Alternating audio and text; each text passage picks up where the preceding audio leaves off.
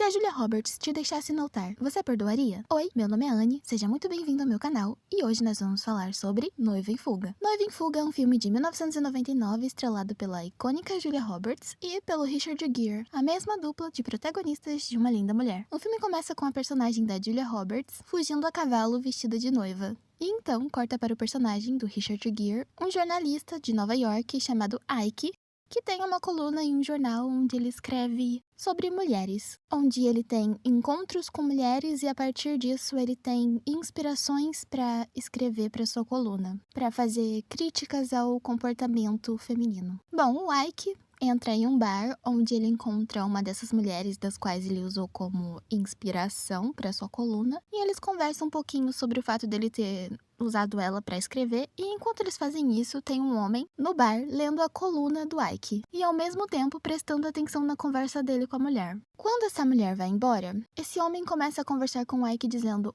"Olha, na minha cidade tem uma mulher que já fez muito pior que ela. Uma mulher que gosta de abandonar os noivos no altar. E ela já fez isso umas 7 vezes.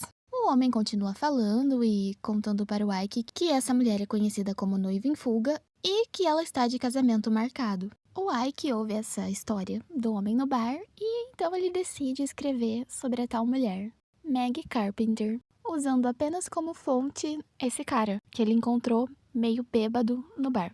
As amigas da Meg vão até a loja de ferragens onde ela trabalha para falar sobre o jornal. Quando elas chegam lá, a Meg já leu o jornal, mas ela tá trabalhando normalmente, super de bem com a vida, porque ela acha que aquele jornal era falso, uma piadinha das amigas dela. E quando ela descobre que era real, ela tem uma crise e depois ela fica com muita raiva mesmo. E aí ela decide escrever uma carta para o jornal onde o Ike trabalha, pedindo que ele seja demitido, porque tem muitas coisas erradas sobre o que realmente acontece com ela no artigo, e que ele usou como única fonte um homem que ele encontrou em um bar.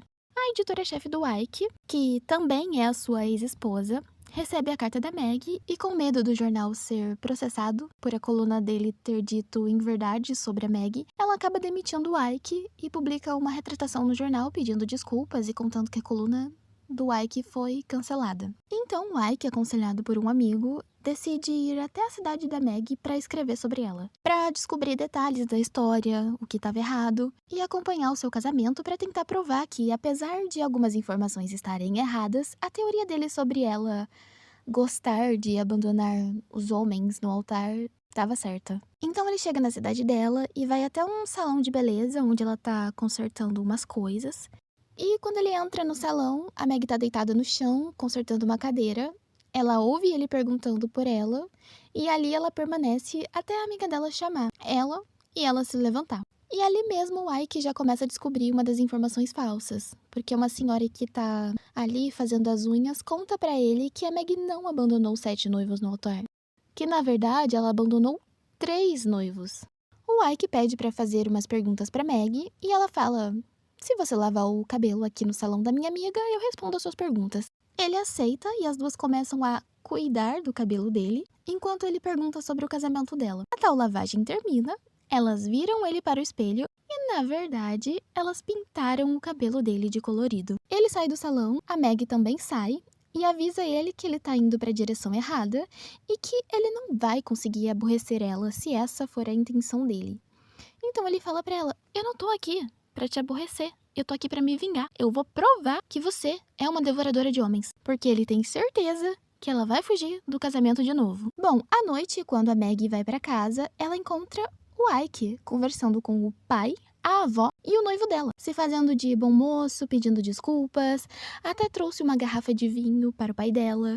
A família dela conta pra ele que tem todos os quase casamentos dela gravados e convida o Ike pra jantar. Depois do jantar, ele volta pro hotel e vai assistir a fita dos casamentos da Meg. O primeiro casamento era um casamento todo hippie, com direito até um pula-pula antes da noiva subir no altar. Depois um casamento super tradicional na igreja. E por fim, um casamento no campo, onde a noiva entra montado em um cavalo e, inclusive, adivinha só quem era o noivo do casamento no campo? O cara do bar que contou a história pro Ike. No outro dia, o Ike andando pela rua, vê a caminhonete da Maggie estacionada em frente a uma confeitaria, onde ela tá escolhendo os noivinhos pro bolo de casamento dela.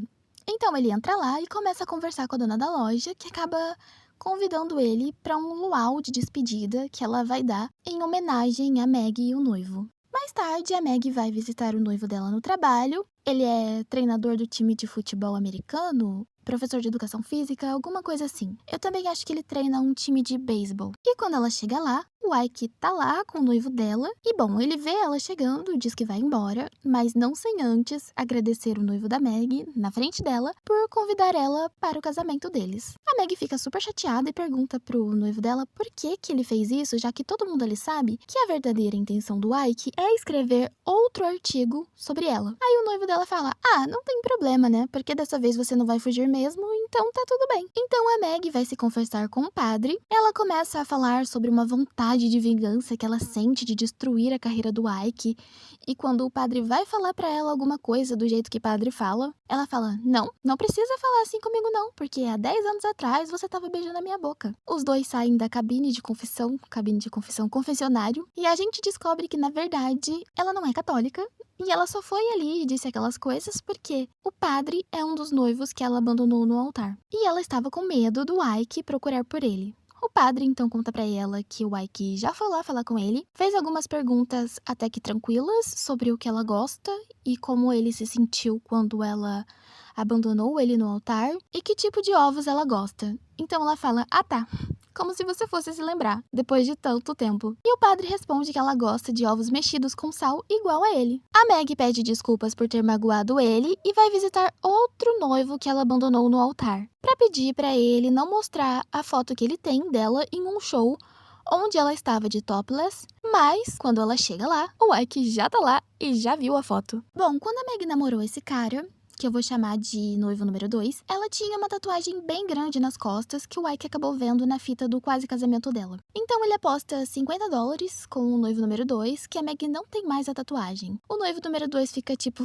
"Claro que ela tem a tatuagem. Ela adorava. Mostra aí pra gente, Maggie." Então a Maggie reluta um pouquinho, mas ela acaba mostrando que ela não tem mais a tatuagem. O noivo número 2 fica: "Nossa, Maggie, você mandou tirar a tatuagem?" Então o Ike aposta com ele que, na verdade, ela nunca fez a tatuagem e que aquela rosa que ela tinha nas costas era uma tatuagem de adesivo. Então a Maggie acaba revelando que ela não fez a tatuagem na época porque ela tinha muito medo de agulha. E o noivo número 2 mostra a tatuagem que ele fez pra ela no peito quando os dois namoraram. Você ficaria chateada ou chateado se o seu namorado ou namorada fizesse uma tatuagem de casal com você e anos depois de vocês já terem terminado, você descobrisse que ele ou ela te enganou e a tatuagem era falsa? Bom, o noivo número 2 ficou chateado. E esse negócio da tatuagem com o noivo número 2 também é revelador. Ele fez uma tatuagem de casal. Ela fingiu ter feito. Por medo de agulha? Sim, mas também porque, talvez, ela nunca acreditou que aquilo era realmente pra sempre. Além disso, ao invés dela conversar com ele sobre não querer fazer uma tatuagem, ela preferiu só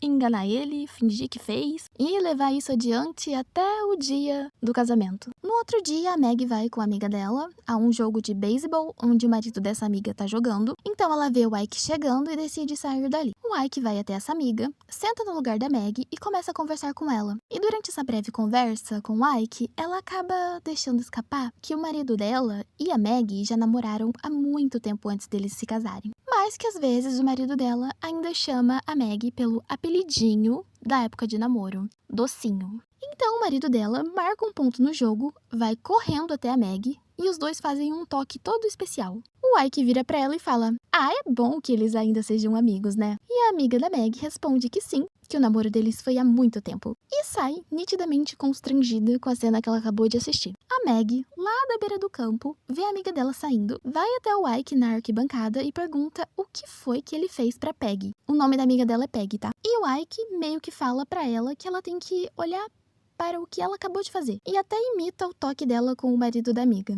Ela diz que é normal, porque os três sempre foram amigos, e que ele não consegue entender. O Ike sai e ela fica repetindo pra ela mesma: "Eu só tava torcendo, isso é normal." Bom, no outro dia, ela vai até o salão da amiga dela e pergunta se a Peg acha que ela flerta com o marido dela. A amiga dela diz que sim, que a Meg flerta com o marido dela, mas que ela sabe que não é intencional. É algo meio subconsciente e que ela acaba flertando com qualquer cara sem nem perceber. Como se ela mesma não se entendesse e ficasse buscando constantemente a aprovação masculina. Agora a gente tem que combinar uma coisa, né? A Peg é uma rainha do autocontrole, porque não é todo dia que você encontra alguém que consegue dizer sim. Você flerta com meu marido, mas eu sei que não é por mal, você precisa procurar ajuda e se entender, amiga. A Meg promete que ela não vai mais flertar com o marido dela, então a Peg diz que na verdade não tá preocupada com ela flertando com o marido dela e que ela é assim desde quando eles eram muito jovens. Mas que agora que a Meg percebeu que isso pode magoar as pessoas às vezes, ela deveria se acertar com ela mesma e se dedicar ao relacionamento dela. A Meg pergunta se tem alguma coisa que ela possa fazer para recompensar a amiga, que claramente não tá mais chateada, e ela pede para que a Meg imite um ornitorrinco. E aí elas têm um momentinho fofo delas. Então chega a noite e a nossa querida Meg decide dar uma passadinha no hotel onde o Ike está hospedado. Ela chega lá na recepção e simplesmente pede a chave do quarto dele para dar uma bisbilhotada. E o que mais me surpreende é que o recepcionista nem questiona ela nem nada, ele pega a chave, entrega para ela e só fala para ela não pegar nada de valor do quarto do Ike. Mas mexer nas coisas do cliente do lugar onde você trabalha tá ok, né? Tá super ok. Bom, no quarto ela vê alguns post-it que ele escreveu sobre ela, mas nem dá tempo dela fazer muita coisa porque o Ike chega e quando ele abre a porta, ela corre pro banheiro. O Ike, que viu ela correndo, vai até a porta do banheiro e pede pra ela sair de lá porque ele já viu ela mesmo. E enquanto isso, dentro do banheiro, ela tá procurando um jeito de sair pela janela. Ele consegue abrir a porta e ela já tá no parapeito da janela. Aliás, que coragem pra fazer isso, hein? O Ike então fala que vai chamar o xerife e ela fala pra ele chamar e aproveitar pra lembrar ele de levar bebida pro luau dela. Do tipo quem diz, não vai acontecer nada mesmo, pode chamar. Em casa, ela fica lendo os post-it que ela pegou no quarto dele e decide dar mais uma passadinha lá no hotel. Ela invade o quarto dele novamente, acorda ele e fala pra ele que ele não entendeu nada sobre a história dela e que por isso ela decidiu ajudar ele a escrever a verdade sobre o que acontece com ela, mas que ela quer um pagamento de $1.000. Então eles negociam e acabam fechando em um pouco mais que a metade disso, $650. Então os dois vão até a casa da Meg, onde ela mostra pra ele algumas invenções dela, os anéis de noivado e conta pra ele como ela foi pedida em casamento pelo atual noivo, que foi durante um jogo de beisebol. Inclusive o anel de noivado dela tem o número 1 cravejado. O Ike começa a falar como ele acha que seria um bom pedido de casamento. Que seria algo tipo, nós teremos dificuldades, que talvez um de nós queira desistir, mas que se eu não pedir pra você que seja minha, eu vou me arrepender pro resto da minha vida porque você é a única pessoa que eu quero. A Meg fica meio desconcertada porque ela acha o que o Ike disse bem bonito e pergunta se foi assim que ele pediu a ex-esposa em casamento. Ele diz que não, e então ela questiona ele sobre o que deu errado no casamento dele. O Ike diz que não sabe e ela sugere que um dia ele pergunte para a ex-esposa. Depois disso, vemos o Ike e a Meg na loja de noivas, onde ela tem a intenção de substituir o vestido que ela tinha encomendado por um vestido mais caro da vitrine, porque agora ela tem condições de escolher um vestido um pouco melhor por causa da entrevista dela para o Ike. Bom, quando ela fala para a vendedora que agora ela quer o vestido mais caro, a vendedora fica tipo, não, pra que, Meg? É muito dinheiro para gastar em um vestido de casamento para você. Querendo dizer, você tem certeza que vai querer comprar um vestido caro? Você já se casou quase 3 vezes e desistiu. E, gente, que vendedora é essa? Se ela quer comprar um vestido um pouco mais caro, deixa ela. Nem que fosse pra ela usar durante apenas 1 minuto. Nem que fosse pra ela deixar guardado dentro do guarda-roupa e ficar olhando de vez em quando. Deixa ela comprar o que ela quer. A Meg fica meio constrangida, né? Óbvio. E o Ike fala pra vendedora que ela é uma vendedora. Ele tem que falar pra vendedora que ela é uma vendedora, gente. E que a Meg quer comprar o vestido mais caro. E pega o manequim da vitrine. Um belo gesto, sim. Mas não deixa de reforçar como, até nesse momento, a Meg não consegue bancar sozinha o que ela quer. Mas você sabe que dá pra entender um pouco. Um pouquinho, vai. A vendedora.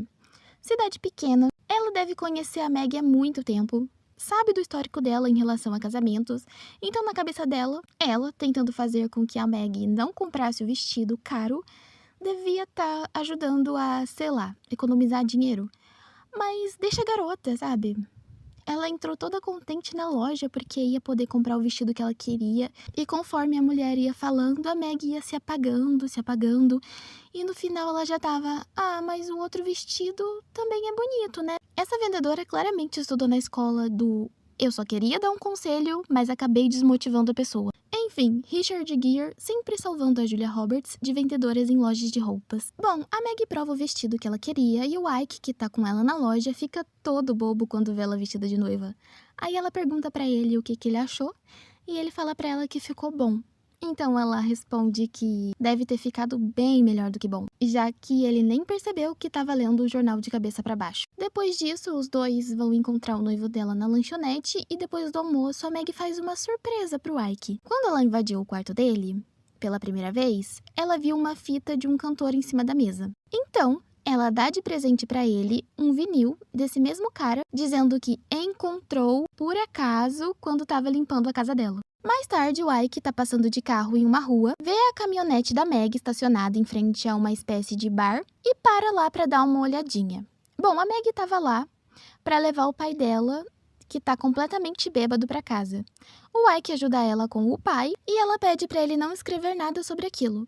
Eles deixam o pai dela dormindo na caminhonete e saem com o carro do Ike para dar uma volta. Durante essa volta, ela conta para ele que o pai dela tem problemas com o álcool e que ela abriu mão de muitas coisas depois que a mãe dela morreu para ficar na cidade e cuidar da loja do pai dela. O carro do Ike acaba morrendo no meio da estrada e os dois vão andando pelo mato até chegar em uma casa para pedir ferramentas emprestadas para consertar o carro. Então eles vão pular uma cerca e eles ficam bem pertinho e rola uma tensão, sabe? Ele sabe o que tá acontecendo, ela sabe o que tá acontecendo, mas todo mundo finge que não aconteceu nada.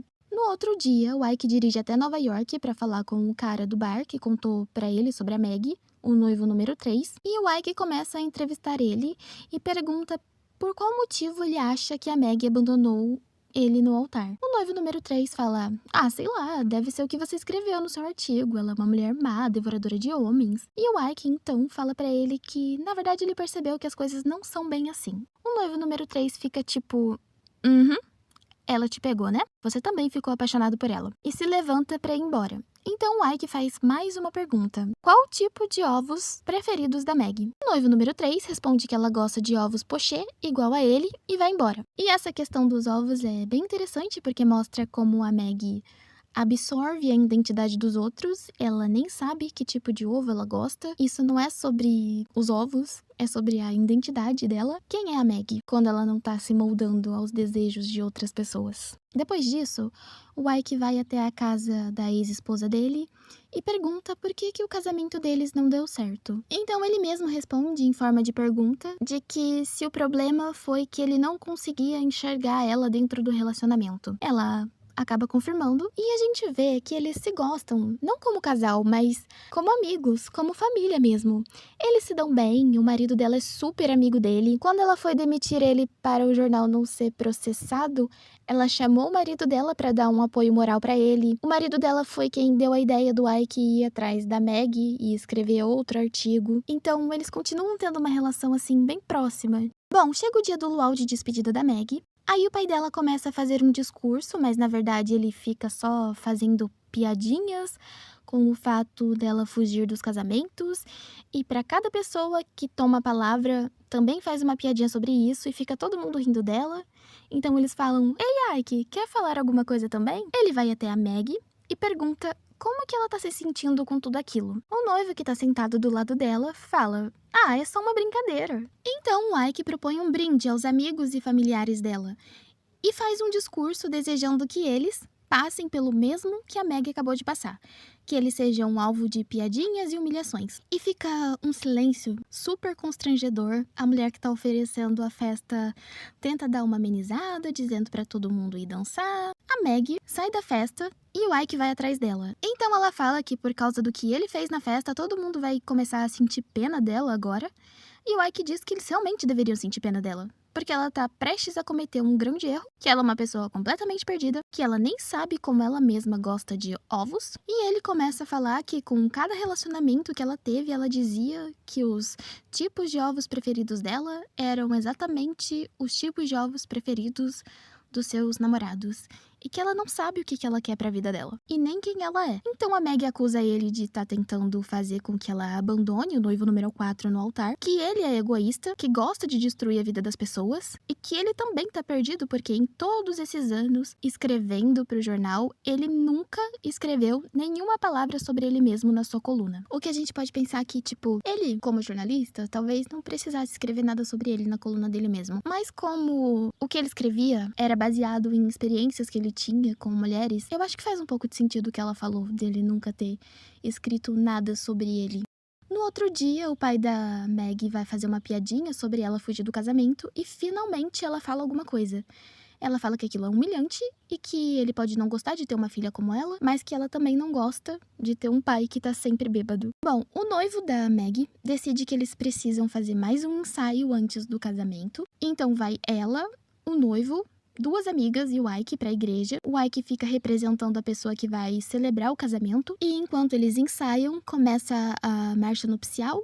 E o noivo dela acha que ela tá um pouco tensa com a situação. Pede pro Ike ficar no lugar dele e fazer o papel do noivo, enquanto ele ajuda a Meg a relaxar. Então ela consegue caminhar até o Ike. E o noivo dela começa a falar as coisas que se dizem em casamentos. Até que ele diz, pode beijar a noiva. E os dois, ali mesmo, na frente de todo mundo, se beijam. E ficam um tempinho considerável fazendo isso, tá?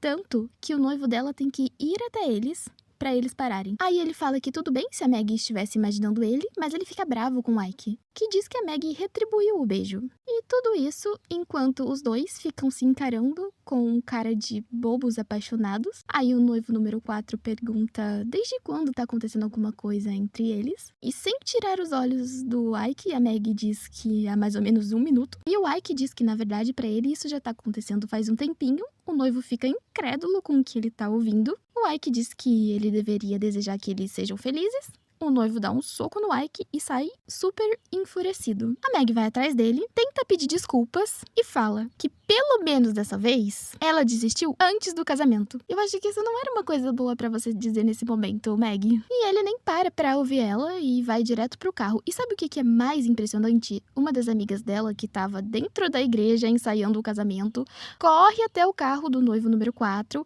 e dá o telefone dela pra ele chamá-la pra sair. Todo mundo nessa cidade é meio talarico. Meg e Ike ficam sozinhos e começam a se beijar. O Ike pede pra ela se afastar um pouquinho porque ele tem que conversar uma coisa com ela. Diz que ela já tem um vestido de noiva, a igreja, a data do casamento e que agora ela só precisa de alguém com quem se casar. Então, eles decidem que o Ike vai substituir o noivo número 4. Ele convida o amigo e a ex-esposa pro casamento e eles têm mais ou menos 2 dias até a data marcada. Então eles passam um tempinho juntos fazendo coisinhas de casais, até que chega a hora do casamento. Inclusive, a imprensa tá cobrindo o casamento deles. Tipo, tem jornalista, televisão, fotógrafo na frente da igreja esperando pra saber se ela vai ou não se casar dessa vez. Tem gente fazendo aposta e até vendendo camiseta. O ex-noivo número 4 aparece e ele já tá super de boa, lembrando que só fazem 2 dias. E ele diz que tá feliz pelo Ike, e até dá uma florzinha pra ele pôr no terno. Chega a hora da noiva entrar na igreja, toca a marcha nupcial. A Meg vai até metade do caminho, faz uma pausa, volta a andar, chega até o Ike e quando a cerimônia vai começar, ela dá meia volta e tenta sair correndo. E as pessoas simplesmente fecham a porta da igreja pra ela não sair. Tipo, você vai casar sim, dessa vez você vai casar. E então ela sai pelo lugarzinho da escola dominical, fala pras crianças que o cara que tá descendo atrás dela tem muitos doces com ele e que se elas fizerem cócegas nele, elas vão ganhar os doces. Então as crianças cercam o Ike e a Meg consegue fugir por uma janela, pega uma carona com o carro do correio. O Ike sai correndo atrás do carro até onde ele consegue ir, mas a Meg vai embora. Passa uma semana, a Meg já volta a trabalhar na loja do pai dela, só que agora ela começa a trabalhar também nas suas invenções. O Ike, que voltou para Nova York, um dia vê a luminária feita pela Meg sendo vendida em uma lojinha. O tempo vai passando, a Meg faz vários tipos de ovos para tentar descobrir de qual ela realmente gosta. E bom, um dia, quando o Ike chega em casa, Quem invadiu o apartamento dele? A Maggie. Ela começa a falar sobre o porquê ela fugia dos casamentos, porque ela não sabia quem ela era e que toda vez que ela começava um relacionamento, ela se moldava para convencer o namorado de que ela era exatamente o que ele queria, de que ela era perfeita para ele e que o Ike conhecia ela bem mais que os outros noivos, mas que ela não se conhecia. Por isso ela abandonou ele no altar também. Ela conta que encontrou seu tipo favorito de ovos e que, na verdade, ela odeia casamentos grandiosos. Então, ela entrega para ele os tênis de corrida usados dela de presente, se ajoelha e pede ele em casamento. Ele diz que tem que pensar e ela então repete as mesmas coisas que ele disse quando falou para ela como seria um bom pedido de casamento. Ele convida ela para dançar e corta para o casamento dos dois, aonde eles se casaram sozinhos no campo, e o filme acaba. A Maggie não sabia quem ela era. Não é exagero, é literal. Ela era um reflexo ambulante dos homens que passavam pela vida dela. Cada relacionamento era uma tentativa frustrada de caber no molde do outro. Se o noivo gosta de corrida, a Maggie corre. Se ele gosta de rock, a Maggie vira fã da banda. E eu acho importante ser dito que é muito comum, eu diria que até natural, você acaba absorvendo manias e gostos das outras pessoas com quem você convive, o que é diferente de você moldar uma personalidade nova a cada namorado, né? E no casamento final, quando a Maggie finalmente não foge, é porque ela decidiu. E essa decisão veio de um lugar de autenticidade, não de obrigação. Ela escolheu o Ike, mas antes disso ela olhou para si mesma e se escolheu, porque antes dela se sentir pronta para se casar, ela iniciou uma jornada de autoconhecimento, tentando descobrir quem ela era e do que ela gostava. Bom, você gosta desse filme? E se você gostou do meu vídeo, sinta-se à vontade para curtir, compartilhar, se inscrever e me contar o que você achou aqui nos comentários. E até a próxima!